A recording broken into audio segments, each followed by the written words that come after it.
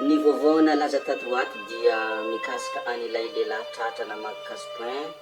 Mpitarika kung fu isa ao Moramanga ilay lehilahy tratra namaky an'ilay casse-point ary nambanany basy mba hanome vola azy ilay mpanao casse-point.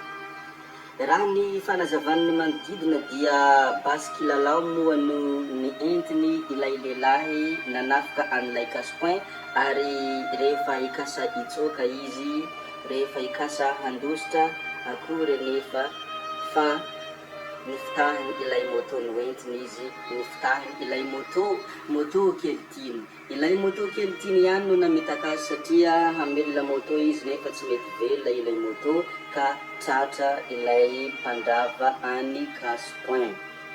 Manoloana ny izany zavadrehetra izany sy ny manoloana ny resaka mandeha mikasika an'ilay mpanao kung fu isa tratra namaky any casse-point dia nanao fanambarana i Fédération Malagasy de Kung Fu isa ary torak' izao ny fanambarana nataony.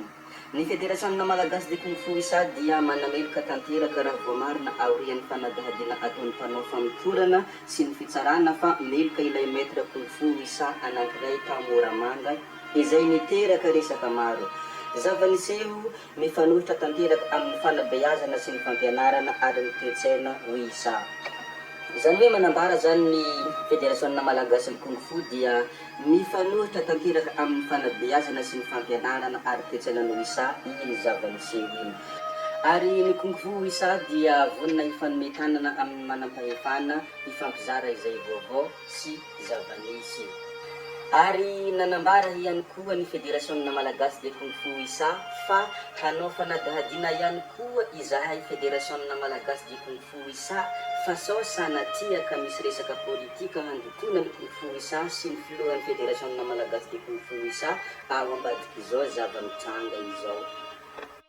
Nanamafy hatrany ny bureau-ny Fédération Malagasy de Kung Fu isa sy ireo rantsamangeka, ligue, section ary club fa miezaka mitaiza sy manabe ny zanaky malagasy izay mihisa efa tretsy ankehitriny mba ho olombanina. Olona mitondra jiro fahazavana sy fahombiazana eo amin'ny tany amamonina misy azy, toy ny fianarana sy ny fanabeazana rehetra. Ny mpampianatra dia manao ny asany mampianatra ary ny mpianatra dia mandray sy manovo ary tokony hiaina izay zavatra nomena azy. Amin'ny maha-olombelona nefa dia misy ilay fitenenana hoe isonjo iraha ilohasaha tsy lozany izay maramara. Ny tsirairay dia tompony andraikitra feno sy tanteraka amin'izay fanapahan-kevitra raisiny sy ny lalana safodiany hozorany. Ino fanambaran'ny Fédération Malagasy de Kung Fu isa Antananarivo 12 décembre 2023, secteur général ny Fédération Malagasy de Kung Fu isa développement personnel na par haja classe D. Zany amin'iny tompoko lasy tompoko vafa ho arantsika eo ihany ny tohiny dia mankasitrika atsika rehetra navita ny avitra ny hainy ny video hatramin'ny farany dia ty ampiandohana koa dia mbola entaniko kely ianareo mba hiabone ny chaîne YouTube dia azadino koa ny mametrika ny commentaire zay fa bye bye veloma vetivety ianareo amin'ny manaraka indray Gabi.